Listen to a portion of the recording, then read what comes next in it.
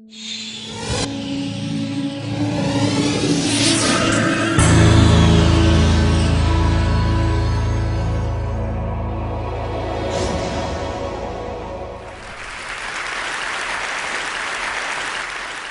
imagine a big explosion as you climb through 3,000 feet.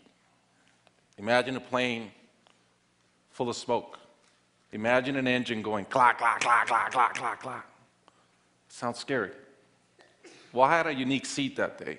I was sitting in 1D. I was the only one who could talk to the flight attendants. So I looked at them right away, and they said, no problem. We probably hit some birds. The pilot had already turned the plane around, and we weren't that far. You could see Manhattan. 2 minutes later, 3 things happen at the same time. The pilot lines up the plane with the Hudson River. It's usually not the route. He turns off the engines. Now imagine being on a plane with no sound. And then he says 3 words, as unemotional 3 words as I've ever heard. He says, brace for impact. I didn't have to talk to the flight attendant anymore. I could see in her eyes, it was terror. Life was over. And I want to share with you 3 things I learned about myself that day. I learned that it all changes in an instant. We have this bucket list, we have these things we want to do in life, and I thought about all the people I wanted to reach out that I didn't, all the fences I wanted to mend, all the experiences I wanted to have and I never did. As I thought about that, later on I came up with a saying, which is, I collect bad wines.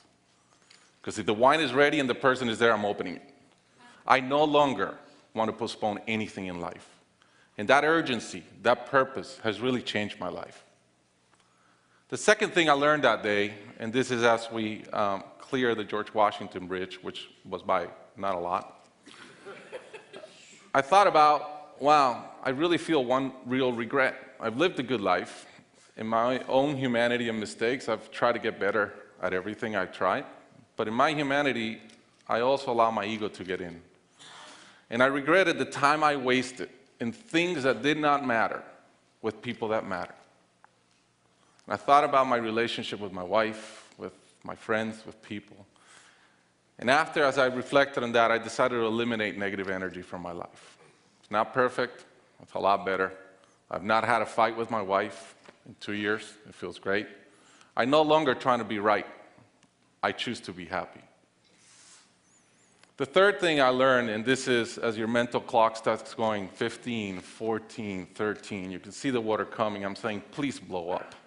Right? I don't want this thing to break in 20 pieces like you've seen in those documentaries. And as we're coming down, I had a sense of, wow, dying is not scary. It's almost like we've been preparing for it our whole lives. But it was very sad. I didn't want to go. I love my life.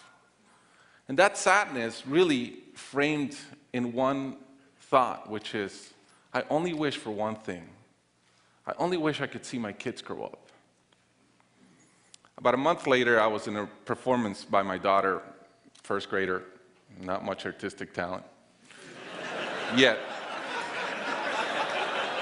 And I'm bawling, I'm crying like a little kid. And it made all the sense in the world to me. I realized at that point, by connecting those 2 dots, that the only thing that matters in my life is being a great dad.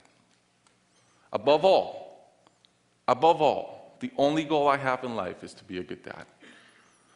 I was given the gift of a miracle, of not dying that day. I was given another gift, which was to be able to see into the future and come back and live differently. I challenge you guys that are flying today. Imagine the same thing happens on your plane, and please don't. But imagine, and how would you change? What would you get done that you're waiting to get done because you think you'll be here forever? How would you change your relationships and the negative energy in them? And more than anything, are you being the best parent you can?